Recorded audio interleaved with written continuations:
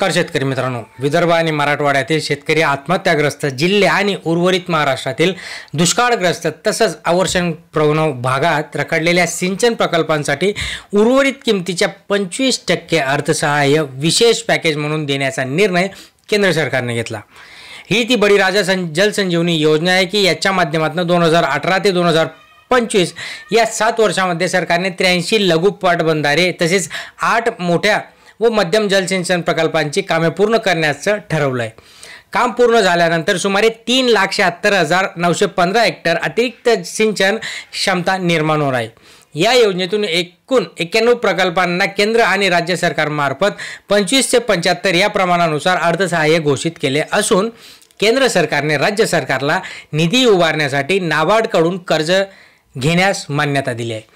आता या योजनेमध्ये विदर्भ आणि मराठवाड्यातील 83 लघु पाटबंधाऱ्यांना जल प्रकल्पांसह 3 मोठे प्रकल्प आणि उत्तर महाराष्ट्रातील 3 पश्चिम महाराष्ट्रातील 2 प्रकल्पांचा समावेश आहे। आता ही जी काही योजना या योजनेच्या अंतर्गत जे काही शेतकऱ्यांचा आत्महत्या करण्याचं प्रमाण वाढते ते कमी होणार आहे असं इथे आपल्याला दिसतंय, कारण की या योजनेअंतर्गत शेतकऱ्यांना पाणी मिळणार आहे।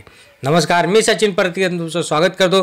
मित्रांनो, अजून चॅनलला सबस्क्राइब केलं नसेल सबस्क्राइब करा, लाईक करा, शेअर करा।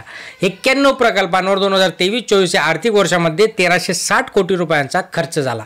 केंद्र सरकारकडून 2023 ते 24 या आर्थिक वर्षामध्ये 137 कोटी रुपये आतापर्यंत एकूण 46 प्रकल्प पूर्ण करण्यात आले। जून 2023 अखेर 1,76,000 हेक्टर सिंचन क्षेत्र निर्माण करण्यात आले आहे आणि 24 ते 25 मध्ये या योजनेअंतर्गत 1441 कोटी रुपयांची अर्थसंकल्पीय तरतूद देखील मंजूर झाली। या प्रकल्पांअंतर्गत 12,072 कोटी रुपये खर्च झाला असून तरीही विविध कारणांमुळे सिंचन प्रकल्पांची कामे आता देखील रखडलेली आहेत। त्यामुळे प्रकल्पांच्या खरेदी देखील वाढत असताना या सगळ्या गोष्टींचा परिणाम आता जाणवतोय। बळीराजा जलसंजीवनी योजनेचे निधी कागदावर असल्याचा आक्षेप आहे। योजनेचा कालावधी यंदा संपुष्टात येत असताना अजूनही 45 प्रकल्पांची कामे अपूर्णच आहेत।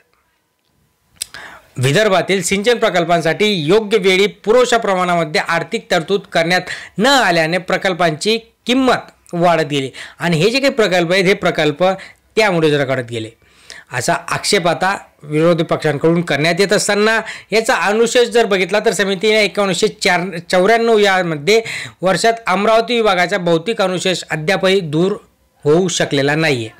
2012 रोजी अमरावती विभागातील अकोला, अमरावती, बुलढाणा आणि वाशिम या 4 जिल्ह्यांचा शिल्लक भौतिक अनुशेष हा 2,34,000 हेक्टरचा होता। राज्यपालांच्या निर्देशानुसार 2012 ते 12 मध्ये 102 प्रकल्पांचा समावेश असलेला अनुशेष निर्मूलन कार्यक्रम आखण्यात आला। गेल्या 10 वर्षांमध्ये तो दूर झालेला नसून अद्यापही 73,000 हेक्टरचा अनुशेष शिल्लक आहे आणि तो आता ही जी काही कार्यक्रम चालू आहे त्याच्या अंतर्गत 2025 पर्यंत पूर्ण करण्याचं ध्येय आहे। आता ही जी काही जलसंजीवनी योजना याच्यामध्ये जे काही भ्रष्टाचार झाले ते झाले, मग ही रखडली का? आता याच्या पुढे होणार कसं? तर बळीराजा जलसंजीवनी योजनेअंतर्गत समाविष्ट असलेले अनेक सिंचन प्रकल्प रखडलेले आहेत। अनेक प्रकल्पांची भूसंपादनाची प्रक्रिया संत गतीने सुरू असताना भूसंपादनासाठी खाजगी स्रोतांचा उपयोग पर्याय देखील वापरावा लागणार आहे अशी माहिती आता राज्याचे मुख्यमंत्री देवेंद्र फडणवीस यांनी स्वतः दिली। मग या सगळ्या गोष्टींचा जर विचार केला तर बळीराजाला कुठं केंद्रस्थानी हे सरकार ठेवतंय? नाही ठेवते। जर आज जवळपास एवढे 7 वर्ष झाले आणि हे प्रकल्प पूर्ण होत नसतील तर मग बळीराजाला लागणारं, शेतीला लागणारं जे पाणी ते पाणी पुरवणार कसं? याच्यातनंच सरकारची जी काही प्रायोरिटी दिसते ही प्रायोरिटी फक्त खाजगीकरणासाठी म्हणजेच औद्योगिकरणाच्या दिशेने चालणारं एक पाऊल आहे। शेतकऱ्यांना शेतीसाठी सुजलाम सुफलाम करण्यासाठी पाणी लागतं आणि पाण्यासाठीच ज्या काही योजना आहेत त्या फक्त कागदोपत्री आहेत, त्या प्रत्यक्षात उतरलेल्या नाही आहेत आणि म्हणूनच आज शेतकऱ्याचं जे काही मराठवाडा आणि विदर्भातील शेतकरी आहेत यांना पाण्यासाठी खूप काही वणवण करावी लागते। हा प्रश्न फक्त मराठवाडा आणि विदर्भाचा नसून हा संपूर्ण महाराष्ट्रामध्ये पाण्याची वणवणचा प्रश्न आहे। पण ह्या लोकांना पाण्याची वणवण कधी भासत नाही, यांना ते कधी जाणवत देखील नाही आणि म्हणूनच हे जे काही प्रकल्प आहे ते प्रकल्प रखडलेत। म्हणूनच आपण विचार करून कधीही मतदान करणं गरजेचं आहे। धन्यवाद।